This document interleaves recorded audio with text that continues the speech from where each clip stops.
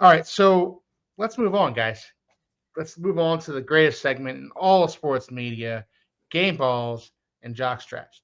I'm going to start off with my game ball, guys. I'm going to start off first here. My game ball goes to Anthony Weaver. Um, Anthony Weaver, Anthony Walker too. Why not? All the Anthony W's. We're the Anthony best. You know, What can Pinzone. I say? Anthony Pinzon, Or- all the Anthonys. Now, Anthony Weaver to me called a great game. And this is after he gets my game ball mostly because this is after two lackluster games against the Cardinals and Bills. Two top offenses he faced in the Cardinals and Bills, and the Dolphins defense. Make no mistake about it, they were the reason why the Dolphins lost. The Dolphins offense kind of came alive, and the defense let them down. In this game, you've got another really good offense in the Rams, good skill position players, and offensive line that's getting healthier. And he kept them out of the end zone. They moved the ball a little bit, but that's to be expected with guys like Cooper Kupp and Puka Nacua, Kyron Williams. Um, yeah, you know, this to me, this game was kind of a signature game for Anthony Weaver, and a game that he can build on going forward with the Dolphins defense. Also, it can't be understated how, and I think somebody touched on this earlier, how important getting Zach Sealer back was, how important getting Javon Holland back was. We saw a little bit less of Jordan Poyer, Cater. mercifully. Yeah. Cater Kohu, yeah. But still, Anthony Weaver, this is, take a bow. To me, this is one of your finer performances. Yeah. I think it's one of his best. I think it is his best performance of Yeah. the season so far. All right. So, Steve, give me your game ball tonight, man. You're on mute again. Yep, Yeah. no, I Okay. turned it off. So my game ball is Sanders, our kicker. So every field goal he made, he put the Dolphins up by at least 2 scores and clearly helped take the pressure off the defense and keep Matt Stafford one-dimensional. Like I said before, Matt Stafford really had his back against the wall all game. He kind of had to throw it. I mean, we were stopping the run fairly well. I believe Williams had 63, 65 yards, something like that. I actually don't have all the stats up this game. My notes are very minimal for this game, being that it was a Monday night game. But regardless, I do believe that, every field goal he made literally put us up 8 or more points. So it really helped our defense out, helped make this win look a lot better, helped all aspects of the game. When special teams does well, matching with either offense or defense really helps. Yeah, I agree. And you know what, Steve? I knew somebody was going to take Jason Sanders. I would have taken him personally if somebody didn't take Jason Sanders, because he deserves to get his flowers for this game. He was perfect out there, and right when we needed a perfect performance. It would have 250 been yarders? Is that what he hit? Yeah. 250s, right? Yeah. he did. And it would have been so on point, for him to. It would have been an early season narrative, kind of situation if Jason Sanders would have gone out there and, okay, this is your chance to put the Dolphins up by 2 scores, and it's wide right. It sails wide right, and the Rams come back down and tie it, and we go to overtime and lose. Nope, not this game. Not this time. Jason Sanders was awesome. Jason Sanders was perfect. The much maligned special teams unit was actually not a liability in this game. Nice to see. It's huge. He was the difference between being up by 11 or being up by 8. Yep. And obviously one of those is 2 scores, which is way better. I mean, I'm gonna be honest with every one of you guys. Second half of the game, every time he kicked the field goal, I was like, "This is gonna be the one he's gonna miss." Watch it. Yep. Here it comes. I'm Here it right comes. there with you, Josh. Yeah. I'm right there with you. I thought the same thing. And you know what? The way the season's gone, how can you really blame us for thinking that? Yeah, exactly. Josh, give me your game ball, man. Yeah, I mean, look, I think this person coming back from injury really made it very clear his impact on this team, right? And my game ball goes to Zach Sealer. I think, 5 total tackles, 1 tackle for loss, completely morphed our run defense. I mean, night and day from what it's been for the, however long he's been out. That's not a slight on Campbell or Hand or anyone else. They've filled in admirably. Campbell's probably the defensive MVP so far this season, but Sealer, man, just hands on balls. That's, just ever. But look at, I mean, if you rewatching this game, constantly his hands were up, he was around, he was swiping, he was pushing, he was punching the ball. Didn't really turn it into a lot of things, but it wears players down. It gets into their back of their mind. Stafford seeing ghosts when Sealer's, I mean, like, not saying that's the fact, but just constantly around the ball. I think Sealer worth I think complete steal of a contract, of a re-sign contract. Was it last year? I think, or the year, but when did we re-sign him? It was last year. It was last year, mid-season. Just talk about a team-friendly deal. I mean, I think he's the type of player now that could get close to, Christian Wilkins money. I don't think that, but close to it. I mean, we're talking maybe 80 to 90, and we got him for what, 30, I think 40, whatever the hell it was. So, just an absolute stud. Yeah. He was great. And like you said, we missed him. We missed him dearly. He's got the visor now. So you can kind of tell that he's probably still bothered by the orbital road fracture. Kind of dug it though. Kind of liked it. Yeah, I'm a fan of masks, of visors, man. From like LT days at the running back position, and there's just something about it. But Sealer was great in this game, and it can't be understated how much the Dolphins defense missed him. He's such a disruptive force in the middle of that defensive line, and him and Calais Campbell as running partners. That's a dynamic duo right there. I love it. Yep. I love it. Now, if we, I would be real curious if we were able to poll the fan base before the season and said, okay, who's going to have the better year and who's going to stay healthy longer, Sealer or Christian Wilkins? I'm not that I'm happy that he's hurt. It sucks. He's one of my favorite players, no matter what team he's on. Yeah, that being Wilkins. But man, what a steal! For all of the crap that Chris Greer gets for some of the decisions and stuff, this was one grand slam game. Game 5. I don't watch baseball, but you know what I mean. I know what you mean. Game 7 walk-off touchdown. No, I'm kidding. You got your sports mixed up now. Come on, man. All right, Anthony. Game ball. Yeah, I'm going with our fearless leader, Mr. Tua Tagovailoa.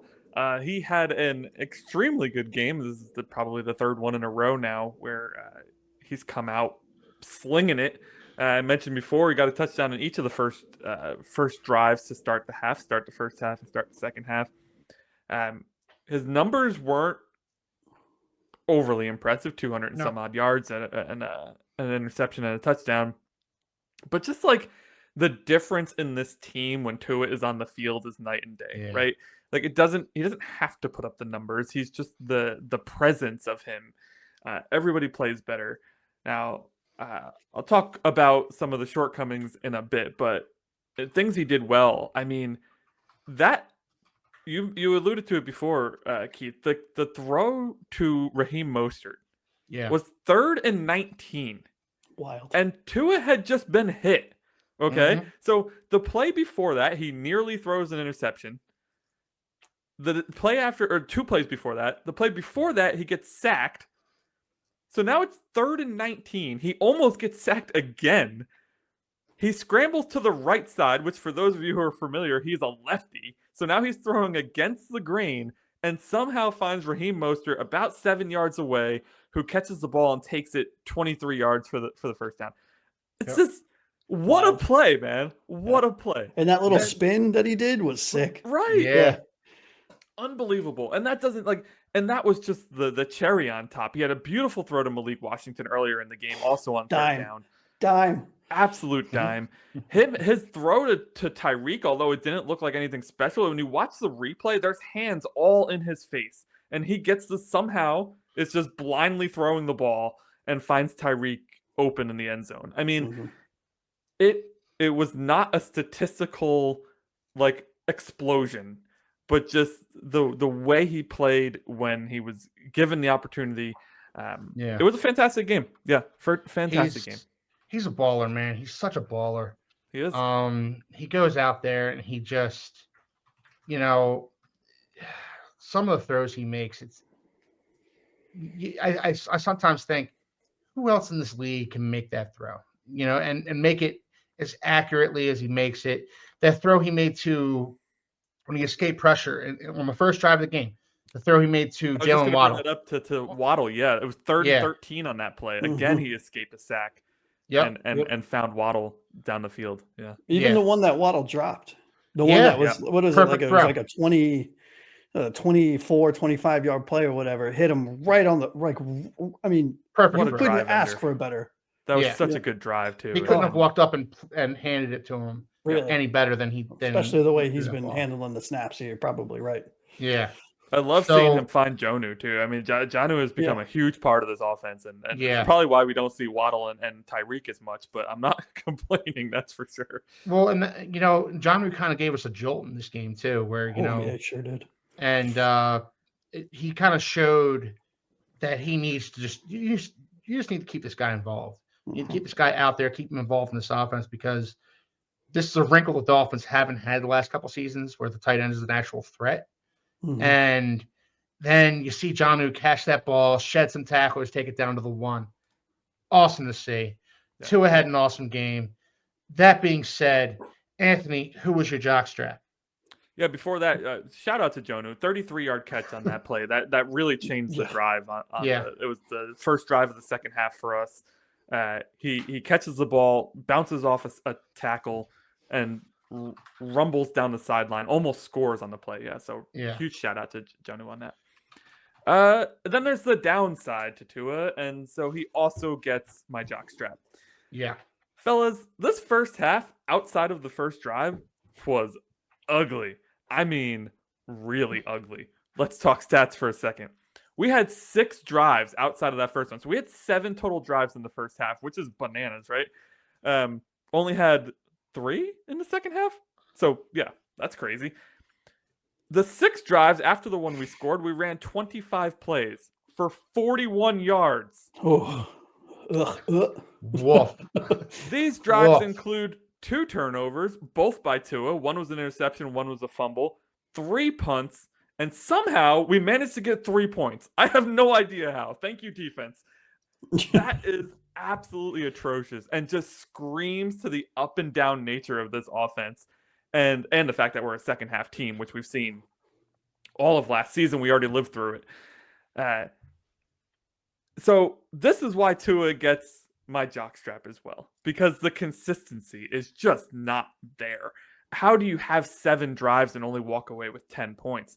Not only just 10 points, or not just 10 points, but 41 yards. It's wild.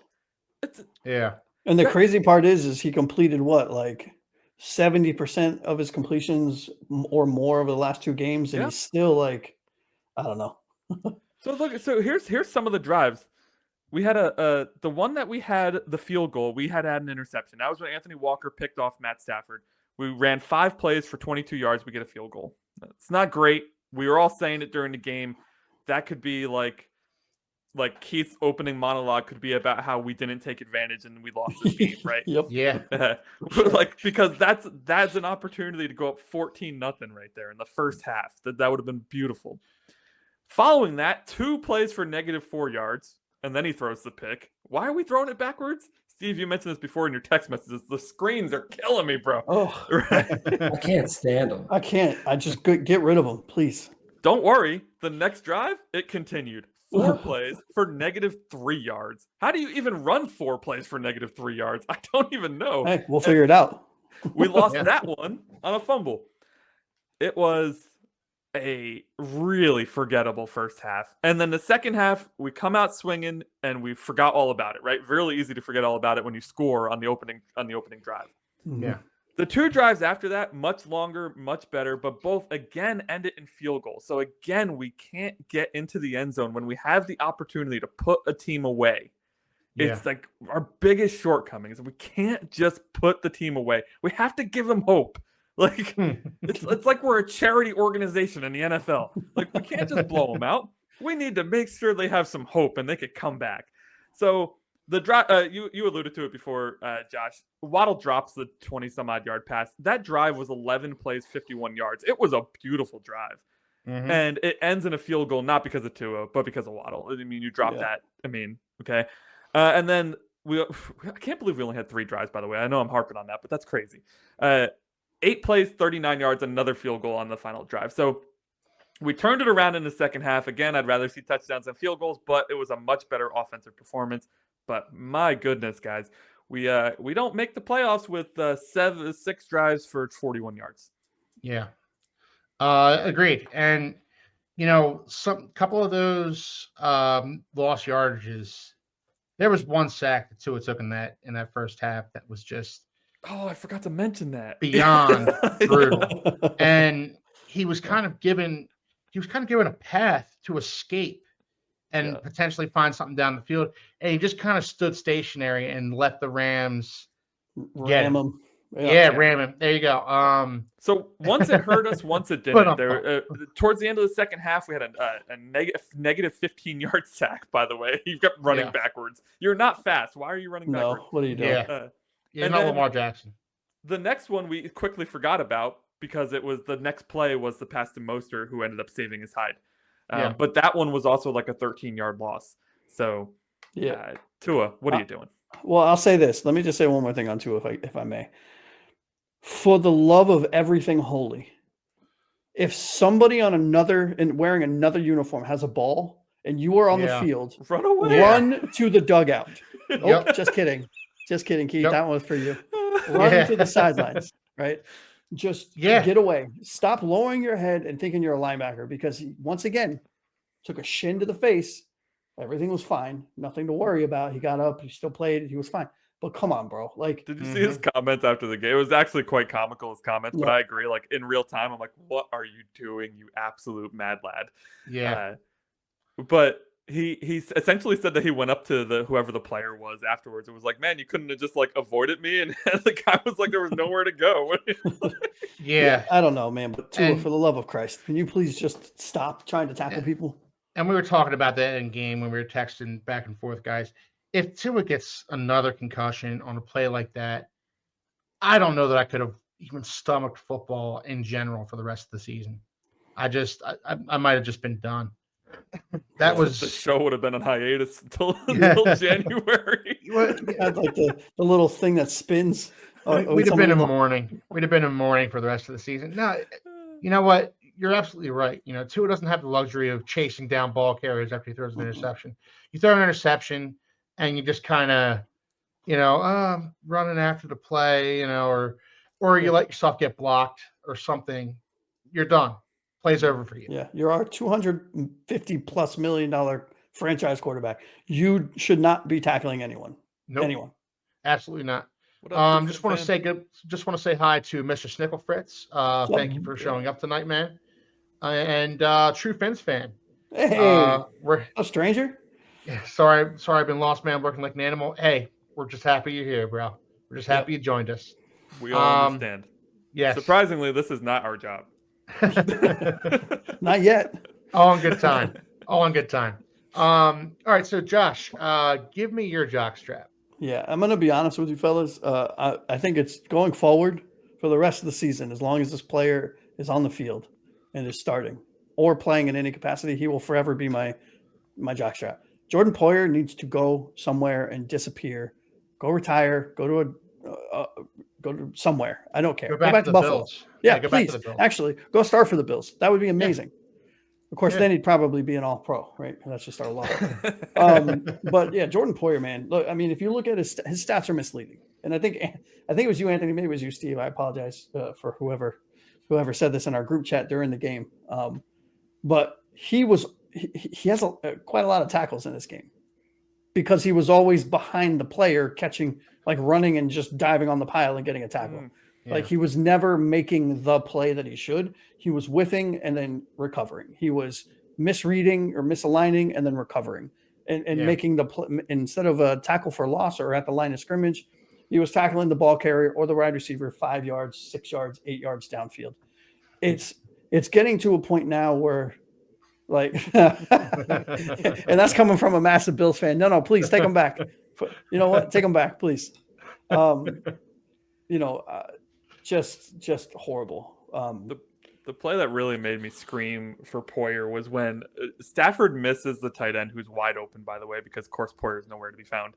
And then the ball's already incomplete, out of bounds, and Poyer's like, "I'm gonna go hit him anyways." I'm like, "Dude, what are you doing?" Yeah. I mean, you expect a veteran with his amount of experience to be a little more savvy with with the things that he does on the field.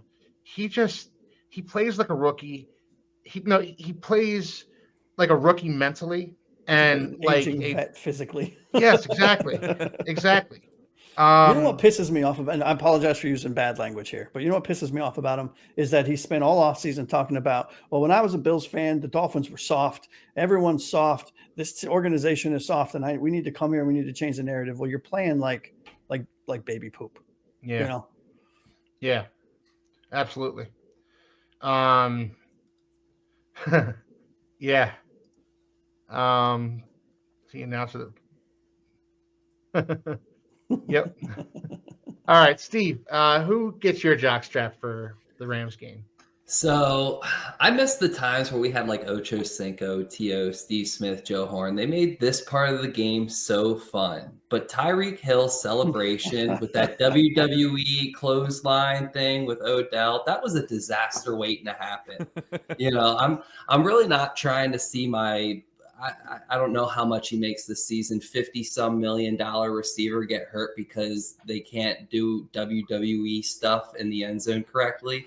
Like, those guys get paid to do that. You get paid. If you want, dance. I don't care. Spike the ball really hard. Pick up the phone post. Call somebody like Joe Horn did back in 2002 or something like that. Like, make it fun. Get fined if you have to, but don't hurt yourself. Like, that's pathetic. And there's been plenty of people out there who have hurt themselves with celebrations. Yeah. I didn't find too many with touchdown celebrations, but I mean, Gus Frerotte definitely did it. And I thought it was a little later than it was, but it was 1997, 98. Yeah. And it wasn't the Giants. He headbutted a wall. Yeah. So how dumb do you have to be? But I mean, so same thing though. If he would have got hurt, we would be saying, how dumb do you got to be? You jump 3 feet in the air and landed flat on your back. Like, it doesn't feel good. If I did that right now, I'm calling out of work tomorrow. I'm not even doing it right now when I want to call out of work tomorrow. Yeah, so don't do that.